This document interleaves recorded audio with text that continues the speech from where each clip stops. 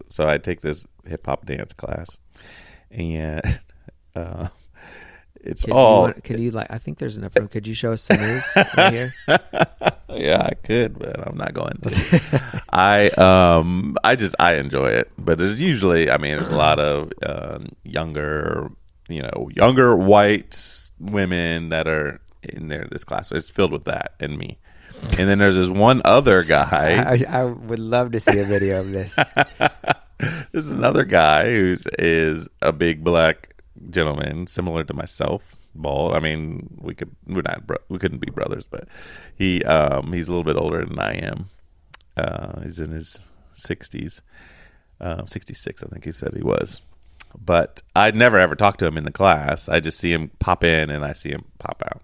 Is that a pun? So no. So he would. I saw him in the locker room the other day, and I just saw him. I said, "Well, I'm going to say." I just said, "Hey, how do you like that class that we take together that he's in with?" And what a joy on his face, big smile. And he started out saying, "Oh man, I just love that class. I tell you, it just helps my knees and my hips. And back in 1964, I was in Korea, and I I was like." What did I start? Yeah, right. What did I start?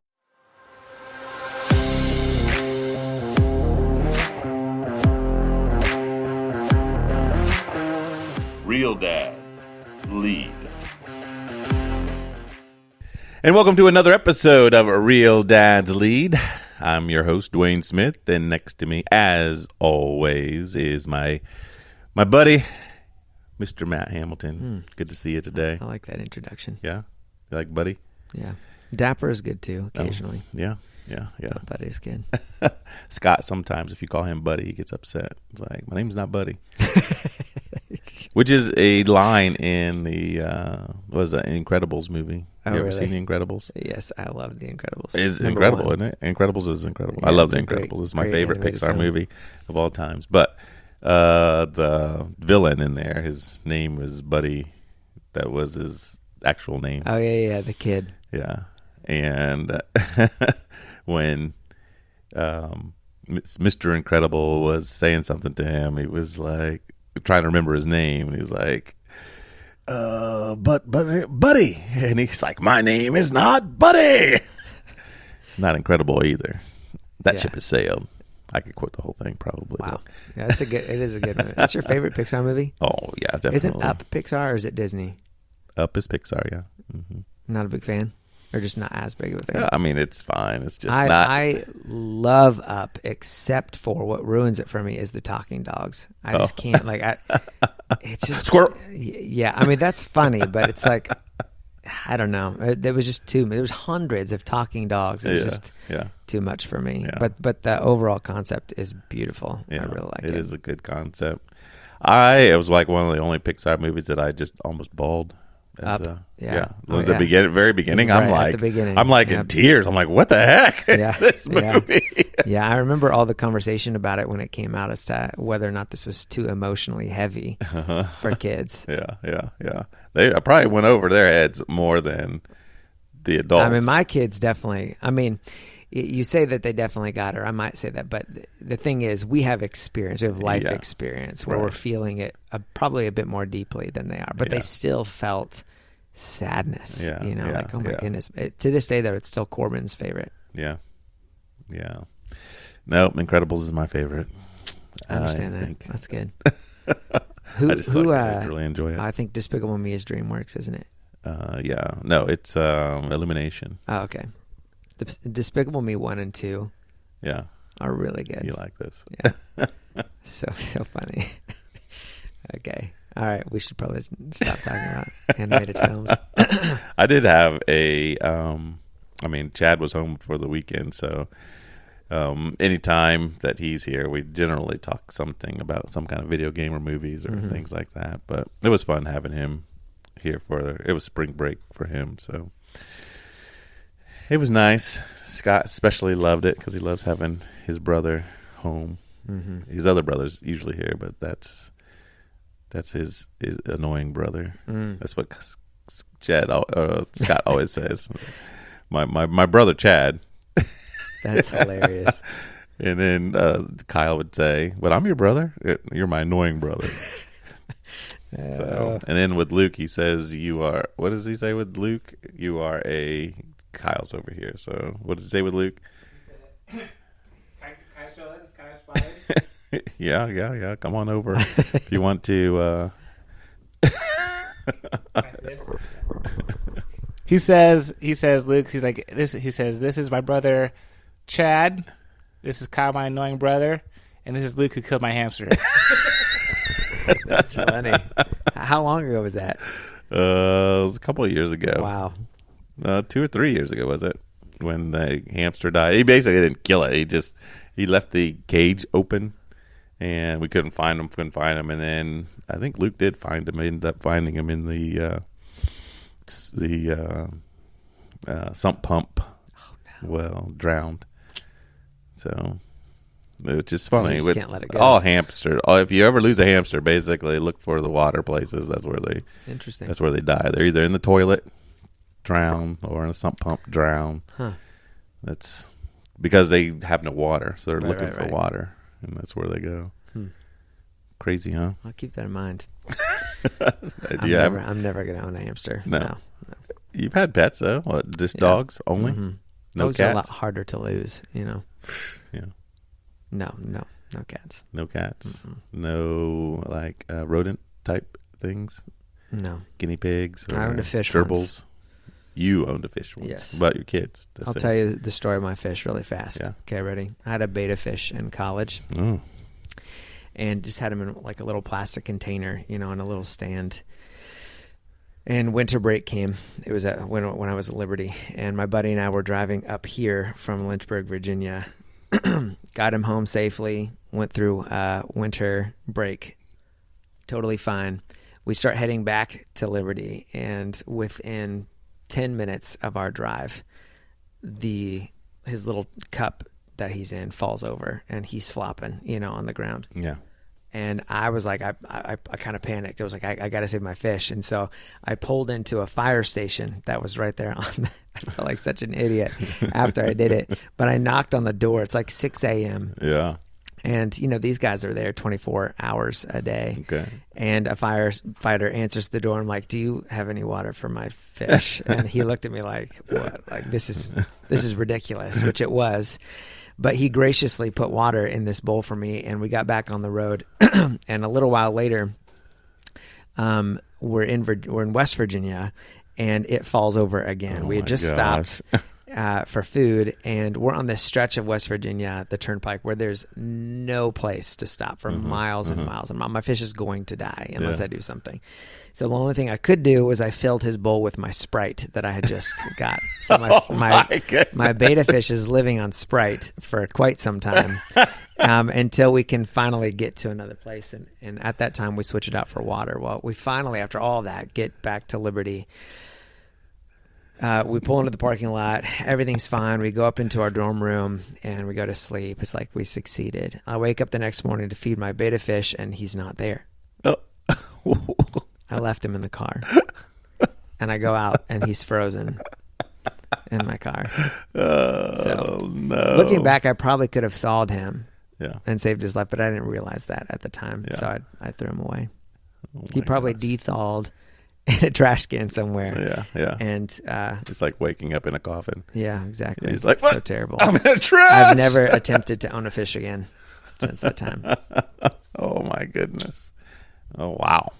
Yeah, you could probably, because we had one of those winter storms that we had, and our electricity went out for, I don't know, days, and it was like 20 to 30 degrees below zero. We had no electricity. We ended up staying with my in-laws, and we had a fish tank. In the fish tank, it froze. But once we got the heat on, all that stuff, it all thawed out, and there was a couple of them that survived and a few of them that died, but it's something else. But we're not here to talk about all that stuff. We're hit the second half of chapter 23 of this book, Stepping Up, A Call to Courageous Manhood by Dennis Rainey. And the first one part, we were chatting a little bit about the patriarch being a what was that? There was three different things. One, the two we're going to talk about today is being a generational influencer and being a generational intercessor. The one before that we talked about last week was being a generational connector. So that's where we're at. And it was, like you said, we both read this and we were like, man, this is a lot of rich stuff in here. So I'm excited to hit these last couple today. Yeah. I think it bears repeating the quote by Balthasar Gracian, 17th century Jesuit priest. He said, without courage, wisdom bears no fruit. So the wisdom, I mean, as is true with the rest of this book, the wisdom in this chapter, it takes courage to apply. And it's only in adding courage to your wisdom that you're going to leave the legacy that you want, that you're looking for, that you're going to finish well, which is really what the patriarchal stage is all about. Yeah. That's the next chapter, I think. That's right. Finishing well. Yeah. So the first one is a generational influencer. Yeah. Which means what? Well, I mean, he says that an effective patriarch learns that whatever power he has with others at this stage is that of influence. It's not authority, right? You've let that go. You're not the head of your children anymore. They're the heads of their own houses, or, partners with the heads, So Webster defines influence as the power or capacity of causing an effect in indirect or intangible ways. So it's learning to wield your influence in a way that benefits the next generation. It's really the point. Yeah. Interesting. Yeah. So he says being a generational influencer means that you delight in seeing others excel. That's your focus. Your delight is in seeing others excel. He says it's not about you at this stage. It's about those who are next. And then this Neil Postman quote, I love it, goes with it. He says, children are the living messages we send to a time we will not see. So I think about this all the time, that my children are going to be the influencers of the next generation. I won't get to see that generation, or roughly, speaking. I mean, I could live longer than that, but they are going to influence generations that I'm not. And so how can I prepare them to do that well? Yeah. That starts now while they're still in my home. Yeah. But his point is that continues via influence when they leave your home. Right. I like the point of knowing, it takes humility, number one, in order for you to accept that role of being a generational influencer. And understanding it's not about you. I think typically, I was at the gym a couple days ago, and I met this guy. So I take this hip hop dance class, and I think there's enough room. Could you show us some moves right here? Yeah, I could, but I'm not going to. I enjoy it, but there's usually, there's a lot of younger white women that are in there. This class, it's filled with that and me. And then there's this one other guy. I would love to see a video of this. There's another guy is a big black gentleman, similar to myself. Bald. We couldn't be brothers, but he's a little bit older than I am. He's in his 60s, 66, I think he said he was. But I'd never ever talked to him in the class. I just see him pop in and I see him pop out. Is that a pun? So no. So I saw him in the locker room the other day, and I just saw him. I said, well, I'm going to say. I just said, hey, how do you like that class that we take together, that he's in with? And what a joy on his face, big smile. And he started out saying, "Oh man, I just love that class. I tell you, it just helps my knees and my hips." And back in 1964, I was in Korea, and I I was like, "What did I start? Yeah, right. What did I start?" And he just kept going on and on and on. But he would stop and say, "Oh, wait, just one more thing. I'll let you go, but just one more thing." And then 5 minutes later, "Oh, before I let you go." And I'm trying to creep away. But, I mean, such joy in his heart and the big smile on his face. But my point is that, especially in the older generation, they just want to talk. But a lot of the time, they just want to talk about themselves. And what you were just reading is not about you. Understanding that your influence, that you have to kind of step back from that. I don't know. Everyone wants to hear about your exploits and your successes and your failures or your whatever, and be more questioning and just asking for what's going on in their lives type thing. I think that's difficult, and I haven't gotten to that stage yet, but I think it's probably going to be difficult as I get older to have that humility. I mean, I see it with my dad sometimes, or older gentlemen especially. They start talking and it's just like, back in whatever year, this, and just to be a little bit more, other focused is probably going to be difficult. Haven't experienced it yet, but I mean, as me personally, I've experienced from other people talking to me. Everyone has those people. If you've gone to church, there's people in there that you will see coming towards your way, and you're like, okay, am I ready for this 20-minute conversation that's all about him? Yeah. Or do I need to look for a fast escape route? Yes. So, I don't know, just to be aware of that, I guess. Yeah, and I think that, it's not, I don't think that it's wise to look at it as there's this line in the sand out there in the future that once I cross it, now I have to make the transition, right, to listening more, putting others first, because that's going to be real hard to do. It's more of a gradual process. I mean, just in general, I think it's a Christian value. I don't think, I know it's a Christian value, right, to be more others focused than self-focused, and that goes hand in hand with speaking less and listening more. Don't be quick to praise yourself. Let other people praise you. Don't be quick to talk about yourself, and don't be quick to dish out advice, unless you're asked of it. But whoever you're with, see that as an opportunity, a divine appointment. That God has either something for you to learn from this person, or something to give to that person. When asked, and either way, it's pretty others focused. I think slipping into that now is going to help you in the patriarch stage. Right. Yeah, I agree. That's a good point. Good point. Yeah. So he goes on to say that a friend of his said that I've learned that I must become smaller in my children's lives, not bigger at this stage. Yeah. And I think that what he's getting at there is, I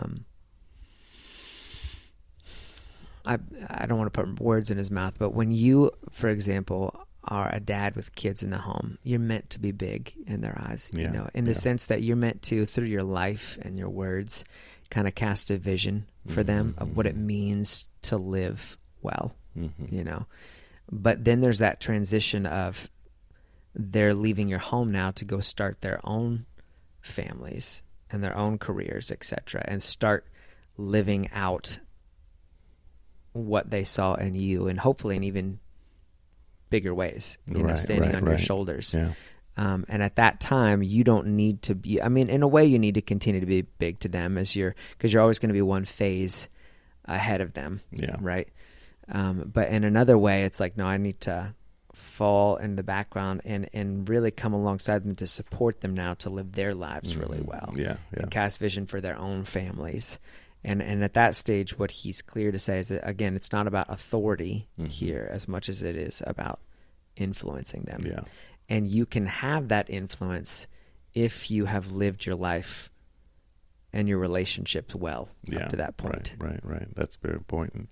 And I do think also that, especially if they are in the phase of life of being a father themselves, and they've got your grandkids, that you need to, portray to your grandkids the bigness of their parents, like emphasize, like it should already be there. But you also want to highlight that as well, and praising them in front of their kids and praising them in front of their spouses. Making much of them. I think would be, and I think it talks about this a little bit. I don't know if it's in this part, but that no one ever outgrows praise. You want to have praise all your life. So we never outgrow our need for praise and appreciation. So that's part of the list that he provides as far as how to become smaller. Real quickly, it's reminding children how big God is. The second is bragging about your children in front of other people. Real quick, how would you remind or how big God is? What sort of things? I think it ties into something he says later on about passing on family stories, spiritual milestones, that you've had in your own life, and ideally some that you have experienced together while they were still in your home, and that this is the God who doesn't change. If he was this yesterday, he's going to be this today and tomorrow and forever, So, I mean, the Psalms there's so much about that in the Psalms, this recollection of God, this is what you've done in the past. We know this is who you are to your people and who you want to be, that kind of a thing. I like that. So then bragging about your children in front of other people, cheering them on. He reminds us of the power of our words. Proverbs 18:21, I think, is a verse that all of us would do well to memorize and meditate on. Death and life are in the power of the tongue, meaning you need to choose, right? Because your words are either going to bring about death or destruction in your child's life, really in the lives of the people around you, in your marriage and your children, or they're going to bring about life. They're going to build them up. So obviously we want to choose life.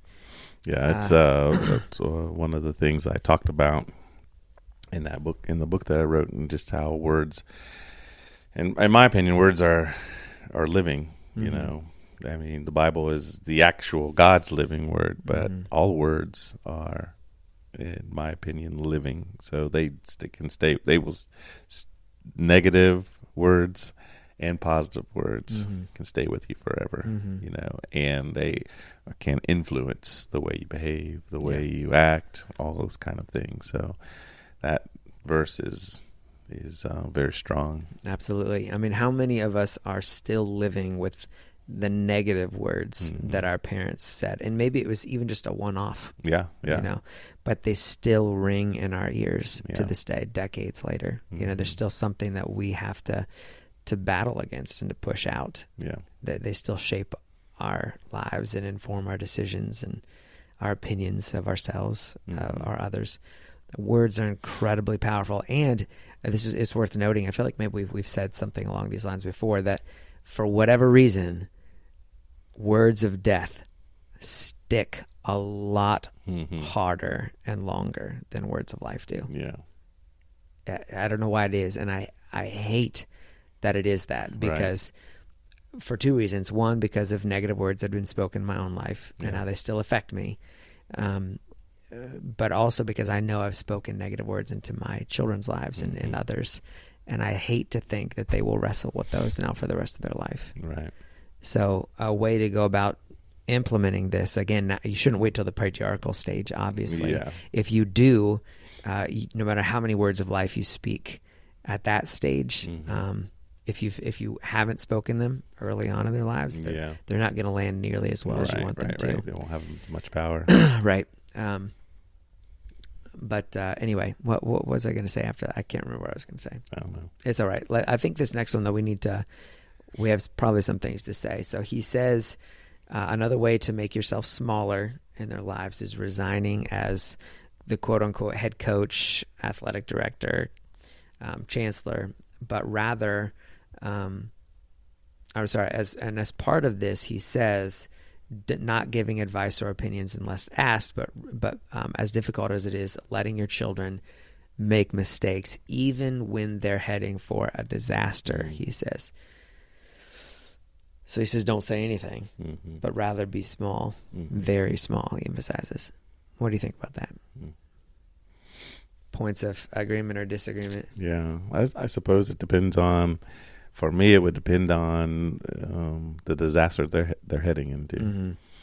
And also, I don't think it means that, you don't let your opinion be known or your thoughts be known, but you can't just continue to, once they know your opinion or where your stance or where you are positioned or what your thoughts are, can't just continue to try and push your way through to make it happen or to prevent them from doing whatever they're planning on doing. And that's got to be difficult. Yeah. So I was talking to my mom actually about this just recently, a couple days ago, and she has a friend who they moved out to Colorado. My parents did, from here in Columbus, but they still have relationships with their friends that were here in Columbus. So she's got a friend here that she said she talks to now every week. It wasn't like that before, but she's just really struggling with her adult children. That basically one of her, I think it's her son, who went to a Christian school, went to a Christian college, had all of the attributes of being a solid believer, but through some situations just fell out of love. At school, you're saying? Is that I don't know. No, I don't think it was at school. I don't know when it was, actually. I don't know what the situation is, what made him fall out of love with God, and then to the point where he's become atheistic, just doesn't believe in God. And it just tears his parents' hearts. But they babysit their grandkids. He's got 2 kids, and he basically told them that the son told the grandparents, that when we're over here, you cannot talk to them about God. His kids or him. If you want to continue to babysit and spend time with them, this is one of our things you cannot do. So even when he's not there, he's saying, don't talk to my kids about it. Yeah. And man, how do you, that's a very difficult position, I think, to be in. And especially when you want to be a influencer or, so I do think, I'm sure we'll talk about this later, a lot of prayer that needs to go into it. But do you still need to respect? This is the whole thing of being small and, having to step back and not offering, this is the way you need to raise your kids. This is the way you need to do what you need to do.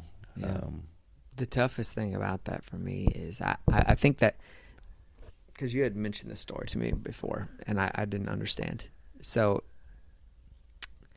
at first I thought it was just, when we're over here, like, I don't want you talking to me about this. Right. And in that case, I feel like being silent about that is okay because he knows how you feel and you've told him the truth many times before.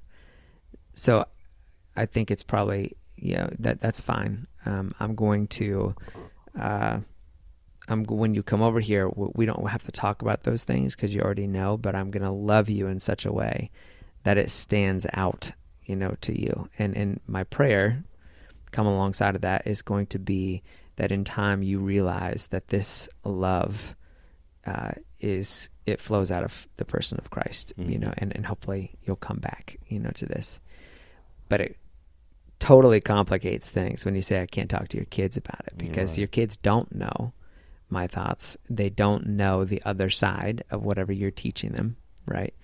And so it's hard for me to, with a clear conscience, not pass on truth to my grandchildren. You're telling me to withhold what is true and actually good for them.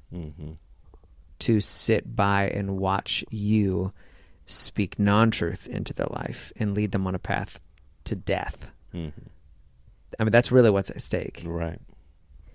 That's really hard. I'd have to give some more thought to that, how I would probably do that. I mean, it's kind of like, I'm thinking about it from the missionary perspective. Like, we go into a nation and we are sharing the gospel with people, even though the nation says, the government says, do not do this. It's not going to prevent me from doing it, because I know what's best for these kids, and I could be kicked out of the country because of it. But it's better to have shared the gospel with them. It's better to have shared the gospel with them and be removed than to remain there and never tell them the truth. I mean, what difference am I actually making? Right. Right. I don't know. That would take some prayer, maybe some creativity. And even for him, though, I think that I would still, even though he's saying, don't talk to me about God when you come over here, I would still write him maybe a letter every year in which I expressed my love and my faith and, things like that. Yeah. So that he could read it uninterrupted. There's no way to argue here. I'm sending it to you, and if he reads it fantastic. If he throws it away, that's terrible. If he just chooses not to read it and he puts it in a drawer someplace, maybe later he'll read it. I would just try to be creative in those ways. Right. Yeah, and I do think, there is a point with the younger kids, because his kids are younger, like, elementary school, preschool, elementary school type ages. So once they get to a certain age, their curiosity is going to be, different. And they're going to be, especially if in your house you have things that are up.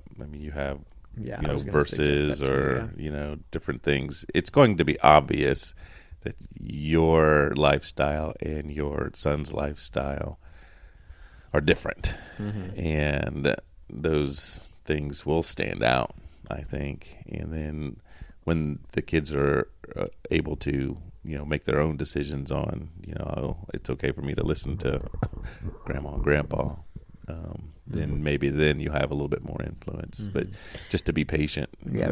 Right. Or, I'm thinking of another way. Tell me what you think about this. It's just coming out of my mouth for the first time. Yeah. So, if, the kids are wanting to stay the night, which they often do at grandma's house, grandma and grandpa's house, but you're going to church in the morning, and you have to tell them, well, unfortunately, you can't stay, on a Saturday night because we're going to church tomorrow morning. Well, can we just go to church with you? Well, you can't because your daddy doesn't want you going to church, and you can say it in a gentle way. It's very honest. Like, this is why. You're not saying it in a derogatory way or anything like that to bring them down. You're just saying very matter-of-factly that this is why your parents won't let you stay on this night, and God is really important to us, and this is something that we're going to do on Sunday mornings. That can be a little seed, in their mind as well, that kind of sparks their curiosity. Why do you not want me going to church? And so anyway, there's probably a host of different ways that you could still speak into their life that you can't see until you're kind of in the moment. Yeah. And I think that and we'll talk about this a little bit as well, is just that love that we already talked about it, the relationship that you build you can't speak into it unless you're building a relationship. So that's where I would advise probably not the hard line of I'm going to do this anyway with the threat of the kids being taken away. Then you have no influence whatsoever. So I wouldn't want that. Like, because I was speaking to the kids about God against my son's will, and now he's not going to let me see them at all.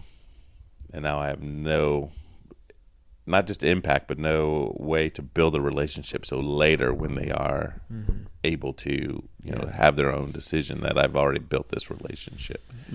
And I do think that love conquers all, and that the love is what will defeat the evil. So you can love on them, and that joy and the love and the all that, the hope, it will be seen and will be observed.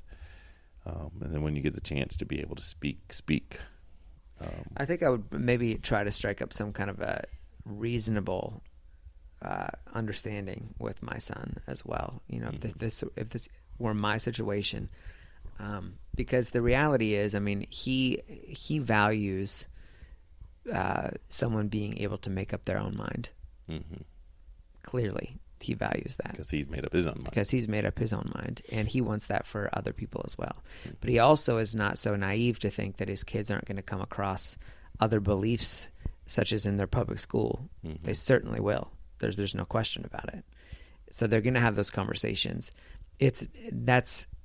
I guess if I have stuff, for example, up in my home and they are asking questions about it, what am I supposed to do? Just be silent? I'm like, are you telling me I need to take down all my decorations? Do I need to change my complete lifestyle for you because you don't agree with these things anymore? That's totally unreasonable. You wouldn't impose that upon anybody else in your life. Nobody at your workplace. You're not going to impose it on your kids' friends when they go over to visit. That's not going to happen because you know how ridiculous that is. Right.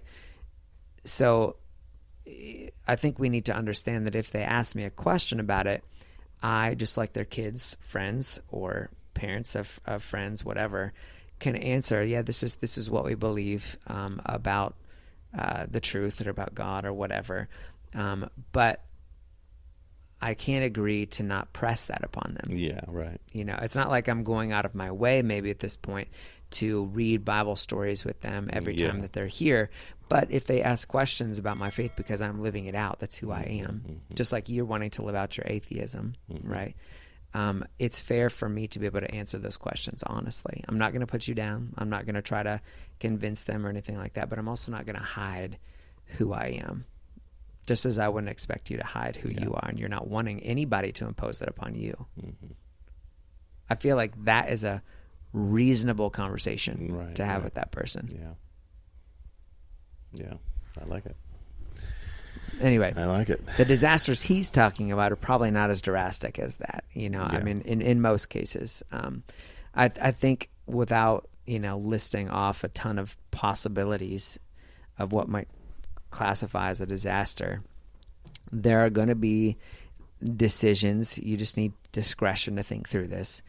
There are going to be decisions that you see your children, adult children, making that you think that it's not good. I've been down this path before.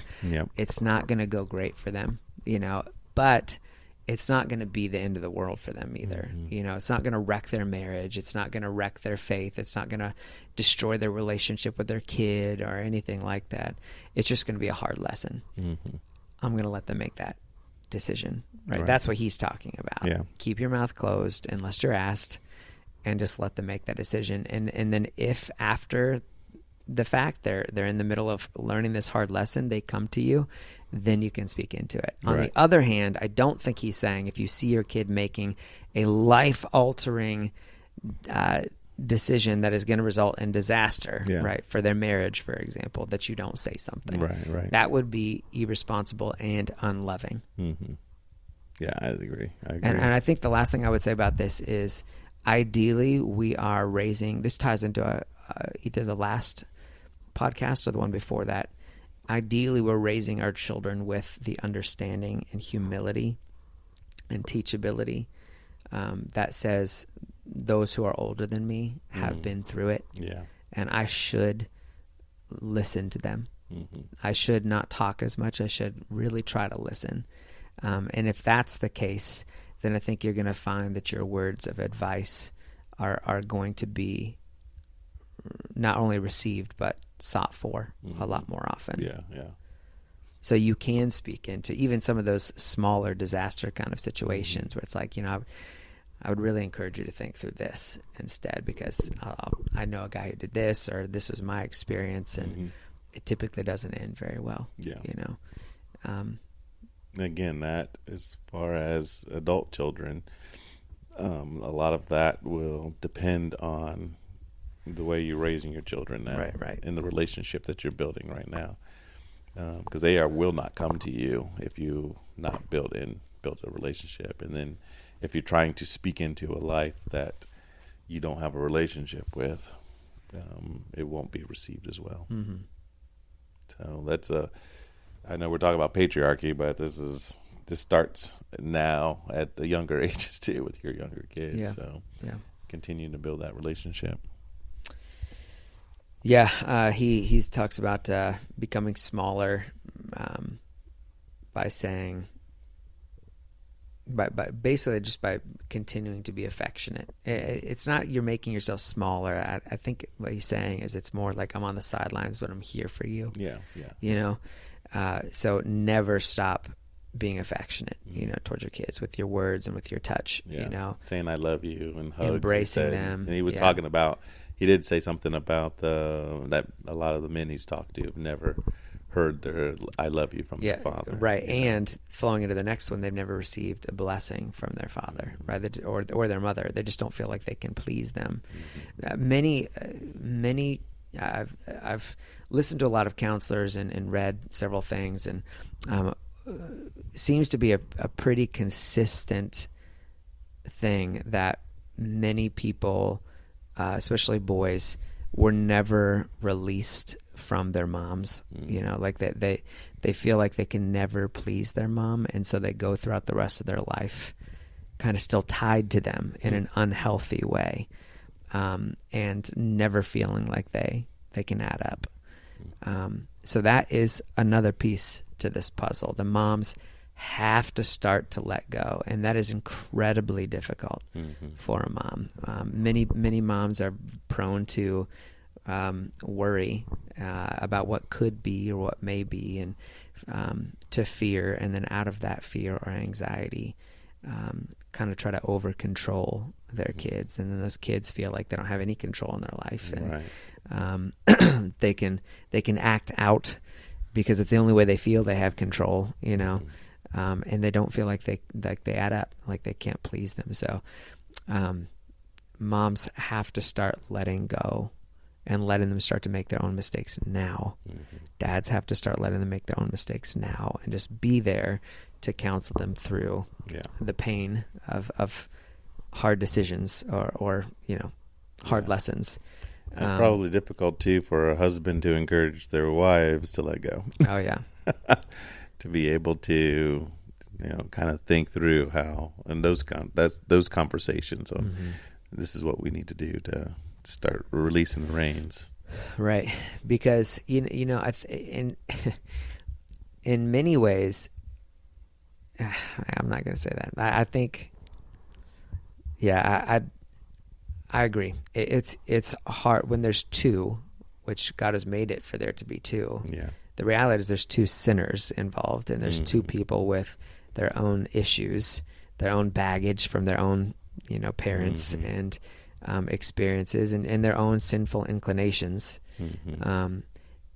They don't always receive advice from one another very well, and that can be really, it can be really painful, in a marriage, and just in the home in general. So I think many of the church fathers have said it over and over again, that humility is the key virtue. We all need it. We would be so much better in all of our relationships and just life in general if we practiced humility, which coming with that is a teachable spirit. Right. You know, like I want to be able to hear from my wife, and she should be able to hear from me, and you know, the same in every relationship, kind of a thing. But getting back specifically to blessing your children, while kids need to be released from their moms, so they're not dependent there anymore. They simultaneously need the blessing of their father to release them into the world, to say, you are good enough, you can do this, I'm going to be here, you know, for you, to help you along the way. So as he said, I think he even pointed out, he knows at the time of writing this book, there was a dad on his deathbed, and that the kids had expressed to Dennis that they had never received any kind of blessing from him. And that's really painful. Yeah. Really painful. I've read stories, you know, The Power of a Parent's Blessing. I think we talked about that a while ago. Just in brief. We talked a little bit about it. There was a story in there about a 65-year-old man who his dad had come to realize in his 80s that he needed to bless his children, and he decided to do it. And his son broke down, 65 years old, broke down weeping because he had never felt like he was good enough, because he had never received that blessing. He just kind of always wondered, like, when am I really a man? You know, when have I arrived, kind of a thing. So anyway, blessing your children is another beautiful responsibility during a patriarchal stage.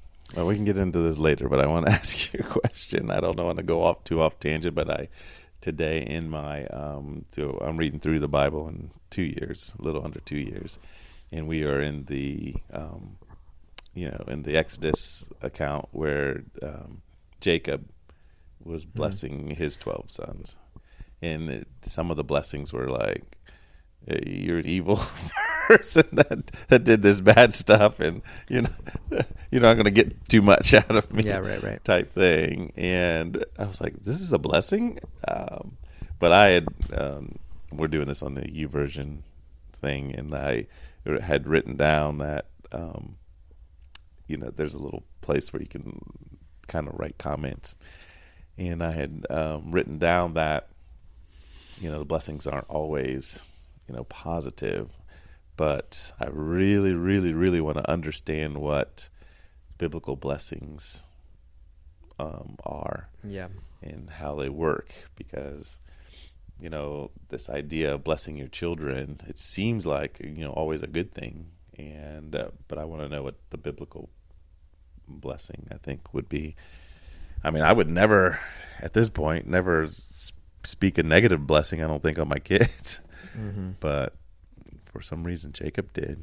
And yeah, so Genesis 49, I don't know.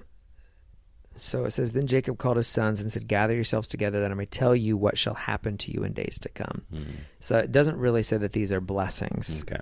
It's more like, this is what's going to happen in your life because of because of the decisions that you've made, right? And some of them certainly are blessings, like Judah receives a blessing, right? Even though, and that's interesting because it's kind of a redemptive story, because Judah's the one who wanted to throw Joseph in the pit and then decided to sell him, into instead slavery. Instead of killing him, though, he was trying to save him. Well, no, he wasn't. Judah wanted him dead, but then he was like, well, why would we kill him when we could make money off of him, right? So then he sells him.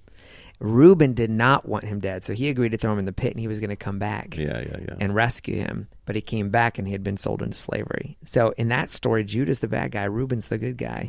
But then they make later life-altering decisions, disaster decisions.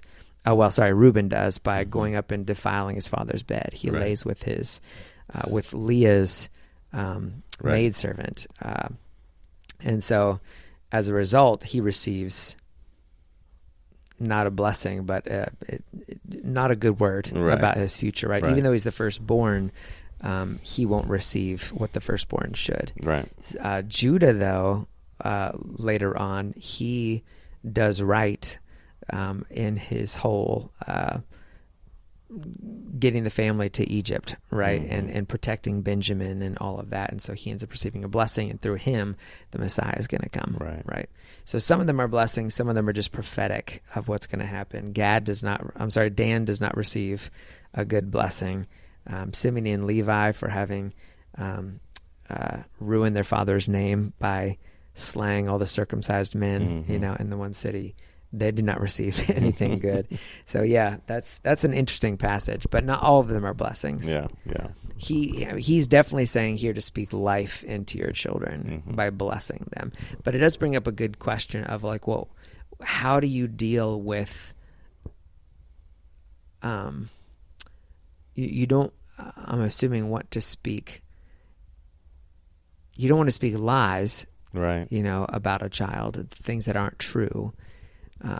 But at the same time, this is going to sound a little bit confusing because I'm also working through it. But at the same time, you don't want to speak.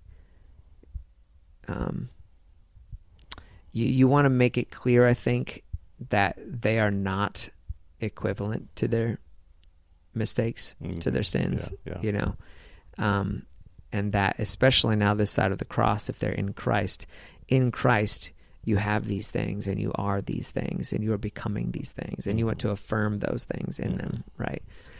So your blessing should kind of focus on that, right? As opposed to any negative things that they're still working on. Right.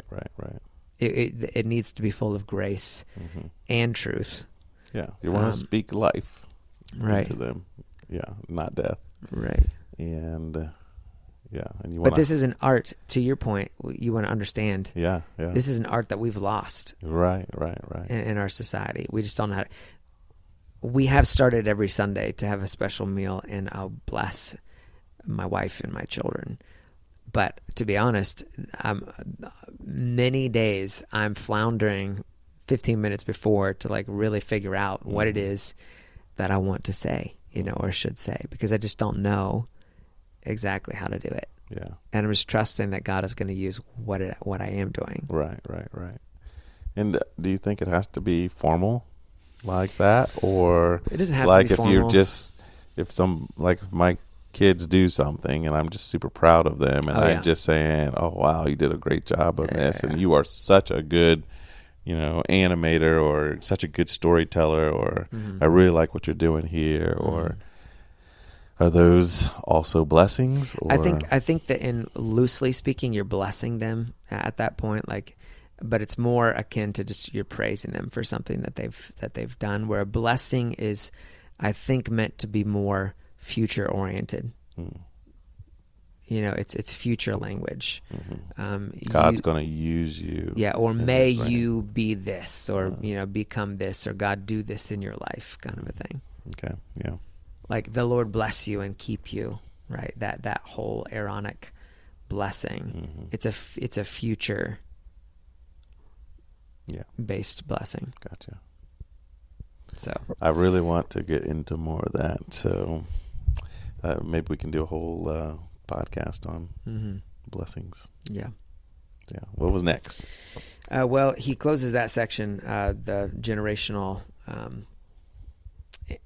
influencer, with the words of David to Solomon just before his death. Yeah. And I love this passage. I think it's a fantastic guiding principle type passage for all dads. He says, I am going the way of all the earth. He's about to die. Be strong, therefore, and show yourself a man. And then he goes on seemingly to define what that looks like. What does a man look like? Keep the charge of the Lord your God, to walk in his ways, to keep his statutes, his commandments, his ordinances, and his testimonies, according to what is written in the law of Moses. Why? That you may succeed in all that you do and wherever you turn. So what does it mean to be a man? Keep the charge of the Lord your God, to walk in his ways, keep his statutes, commandments, ordinances, and testimonies as they're written in the law. What will be the outcome? You will succeed in all that you do and wherever you turn. The meat of it obviously is in, and should be in our parenting. We see this from Deuteronomy 6, which I think we open up this whole podcast, meaning the whole Real Dads Lead podcast with that passage. He says, fathers, teach these things to your children. Yeah. And it was all about passing on what it actually means to walk in his ways, his statutes, commandments, ordinances, testimonies. Right. So that's what our fathering, what our being the leaders of the home should really focus on. That's number one. Right. Yeah. Teaching them what it means to walk in his ways and displaying it through our own actions. Yeah. So I think that's a beautiful passage. Yeah. I love that. So then after that, they were talking about being a generational intercessor. That's number 3. Okay. Yep. So he says, perhaps the most strategic and effective way that you can have impact upon future generations is through prayer. And he calls them your intercessory investments. Mm-hmm. And just to finish that thought, he goes on to say that he has come to realize that prayer is really his greatest contribution. Yeah. I do think that, it kind of flows with the earlier principles that if you are trying to be an influence, you are trying to step back from that, coach's supervisor, superintendent role, and you still want to be an influence. The best way to do that, I think, is through the intercession. Yeah, best way to have impact in your kids' lives, especially after they've left the home and you don't have daily interaction with them anymore. Right, is to go to the one who does. Mm-hmm. Yeah. And I really liked, I don't know if it was the last quote, but there was the quote that I have more of an impact of speaking to God about my children and grandchildren than speaking to my children and grandchildren about God. Right, yeah. I thought that was like, he says he's found that far more effective. Far more effective. Yeah. Not that he doesn't talk to them about God, right. Right. But he spends even more time talking to God about them. Yeah. I thought that was powerful. Yeah. And it's something that, I think, especially as men, for some reason, the reading my Bible and writing, journaling, or those kind of things that are, I don't know, maybe a little bit more tangible, I guess, possibly. I don't know. Seem to take precedent over prayer, at least for me, and some of the men I talk to. Prayer is a lost art. Yeah, it's lost, incredibly difficult. Yeah, and but as I get older, I think I am also coming to see that it's more important, and to be able to practice the prayer without ceasing type thing, where I'm constantly talking to God about certain things, where that was not the case before. It would just be when I was thinking about it, or meal times, or right before bed type thing. Right. And now it's a lot more anything comes to my but that's also the building of the relationship. And as you get older, your relationship gets closer if you are seeking it. You're talking about with the Lord. Yeah. The verse that comes to mind, another one I think that we should all memorize and meditate on, that it should ever be at the forefront of our mind, is James 5:16b, the second part. He says that the prayer of a righteous man availeth much, or accomplishes much. Right? Yeah, availeth is another translation of King James. I didn't know you were a King James guy. Well, I grew up on King James, I guess.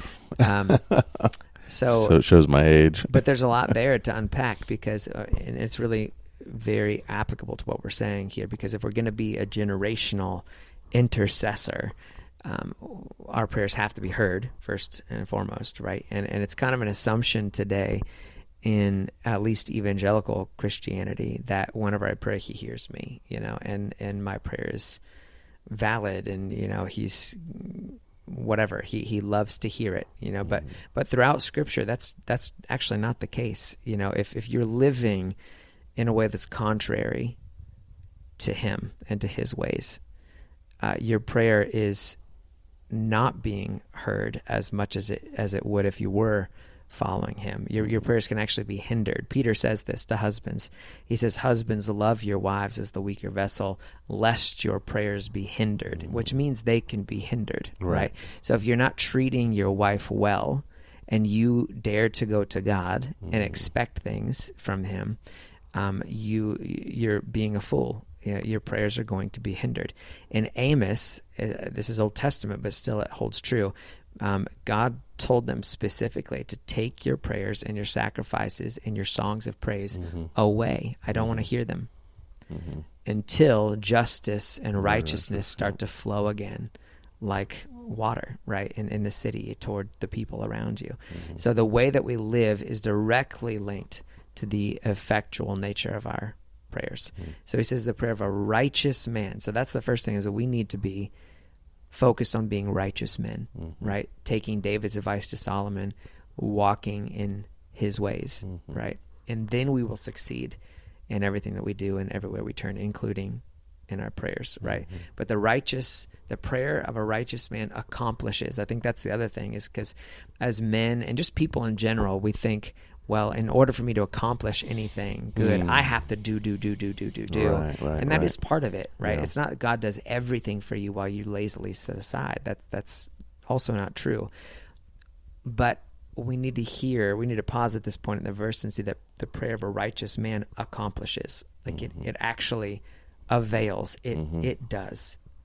It accomplishes. And so prayer needs to be a key part of your life as a father, as a husband, as a grandfather, great-grandfather. Yeah. And then it says the prayer of a righteous man accomplishes much, right? Yeah. So if you are a righteous man and you are in prayer, you can rest assured that God hears those prayers and he's going to do great things through those prayers. Yeah. And that's what Dennis is saying, that he's come to realize more and more as he's aged. And that's why the most effective thing he can do as a patriarch is go to the one who ultimately accomplishes everything good. Right. Yeah. So. No, that's good. Yeah. So a generational intercessor.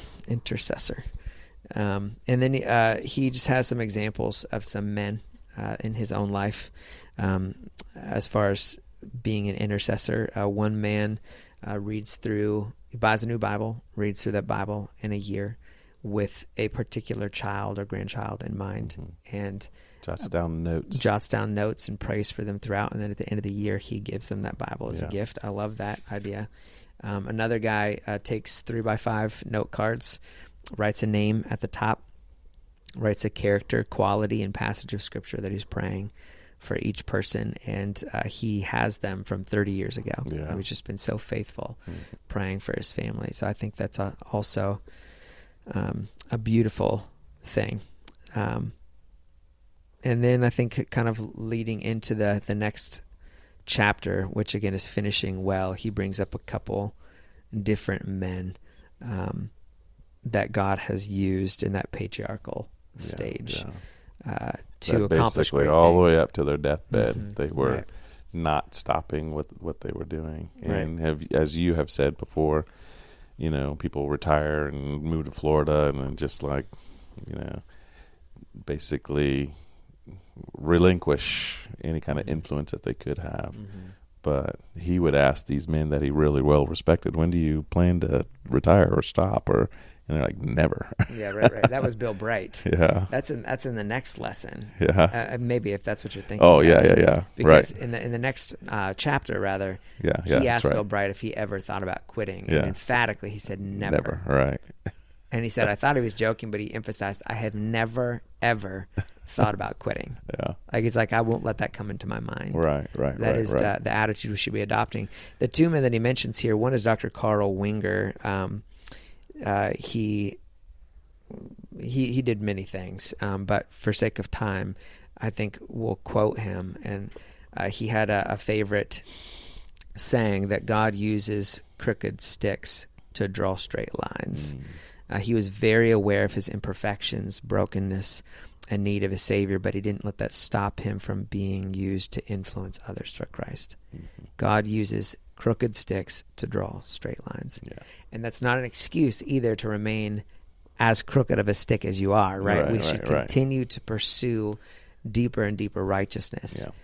But we can also rest in the fact that as we're pursuing that and striving to be used by him, he can use us even though we're still a crooked stick. Yeah. Right. I wrestled with this, and some of the poor decisions that I've made in my life and the consequences that I've still lived with. And, can I still have an impact? Can I still, or do I just need to fade out and into the nights? And, there was a couple things there was one time I was washing dishes and there was, I'm still washing and the dishwater is dirty. Like if you look at it, it's murky, but I'm still washing the dishes in that because it still has soap and still has qualities in it that can still clean the dishes. And that was just a word from God. It's like dirty water still cleans, can still function, And then I had come across a book that said, and I think it's like a program for women, but it's broken crayons still color. Broken crayons still color. So same kind of concept. Yeah. And of course, also you've been made clean, right? If we confess our sins, he's faithful and just to forgive us of our sins and cleanse us from all unrighteousness. Yeah. What you just said though reminds me, I had a professor in college that said something that I think he just didn't think through, and it ended up being very harmful. It could be very harmful to many people. He had said, we were talking about the Reformation, and he was talking about Ulrich Zwingli, which is kind of the third of the big names that not many people know about him. But he was basically contemporary to Luther and Calvin, and Luther despised him for several reasons. Calvin didn't think much of him either, because both Calvin and Luther, just as a side note, thought that baptism and the Eucharist were not just symbols. They actually affected grace. Zwingli was the first to say, no, they're just symbols. They don't accomplish anything. So he wasn't much liked, but he was still a big name during the Reformation. But according to this professor, he was basically saying that Zwingli wasn't as effective as Luther and Calvin because he had at one point lived in sexual sin with this woman. And he made the statement that if you commit sexual sin, the reality is God can't use you as much as those who never have.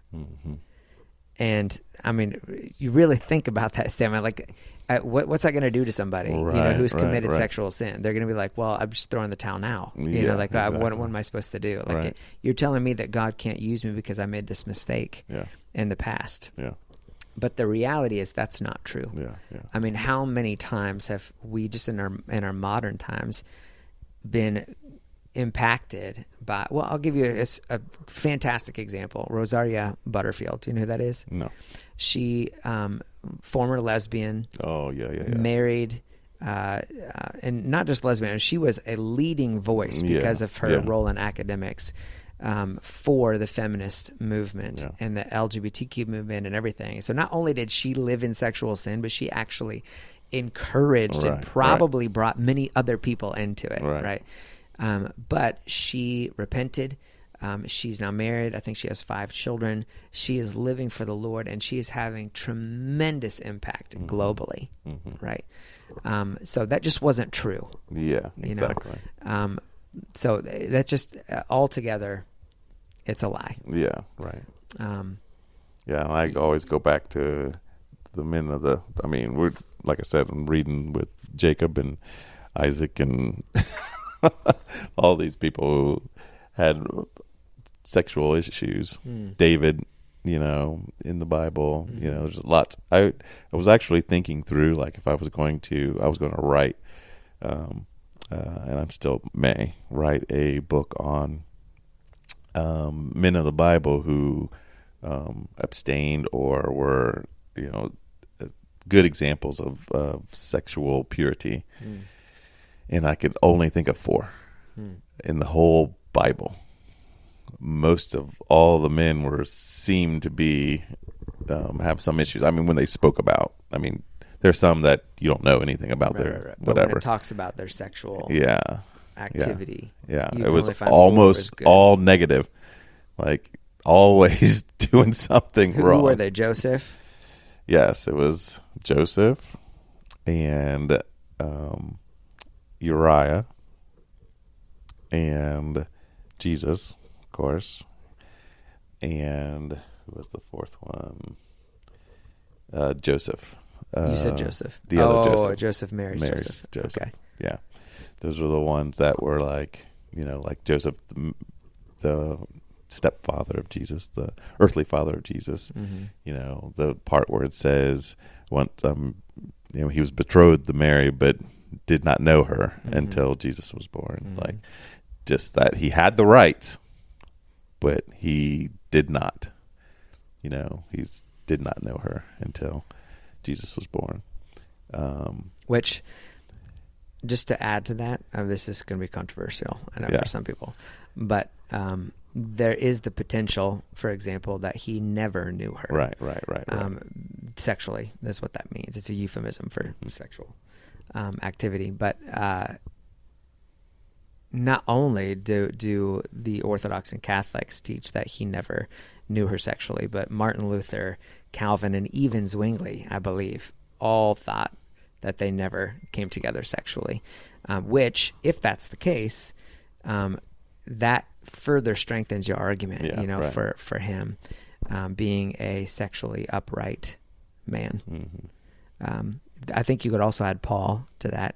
At one point he was married, and then he chose to abstain and maintain his purity after the fact.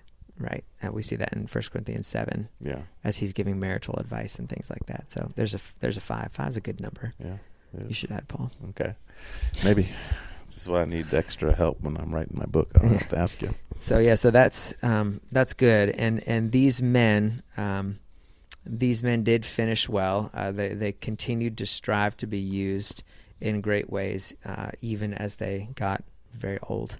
And that's kind of how he closes it out. The last guy that we didn't mention was Truett Cathy, who is the founder and CEO of Chick-fil-A. Chick-fil-A, yeah. Fantastic work ethic. But not only did he start this fast food mega chain. I mean, I'd say everybody loves. We were just at the airport, and the only restaurant who had a line like that was Chick-fil-A. Yeah. And you just felt bad because all these other restaurants were like twiddling their thumbs. I know. I was like, you never go by a Chick-fil-A and see it. Yeah. Any time that I go by and I see only like a couple cars, I'm like, man, this might be a good time to go. Yeah. I have to stand in line. Yeah. So he goes into a bunch of other stuff that he did, that he accomplished for families, for children, for marriages, camps that he put on, just how he chose to use his money and his time outside of just running this very successful business, because he wanted to do everything he could for the Lord and to finish well. So next week's lesson is called Finishing Well, chapter 24, and I think that there's only 25. I think it's just 24. And then it's a... is it? Yeah, the last chapter, and then there's like a... like an afterward. Knowing God personally. Mm-hmm. Yeah, so... Well, let's finish this book well. Yeah, that's right. It's been a really good one. Yeah. Well, I don't know how long this podcast is, but it's probably pretty long, but some really good stuff. Hopefully it's good, yeah. Very, very good stuff. So hopefully you all enjoyed the time listening and speaking, not speaking, listening and thinking through some of the things that we have been talking about. If you have any thoughts, please leave comments. And if you are interested at all in this book, it's Stepping Up, A Call to Courageous Manhood. If you are especially in that patriarchal stage, which I know some of our listeners are, and you found some good advice in there, just let us know. We'd love to hear from you. So anything else you want to say as we sign off? Nope, good. All right. Well, always remember that real dads lead.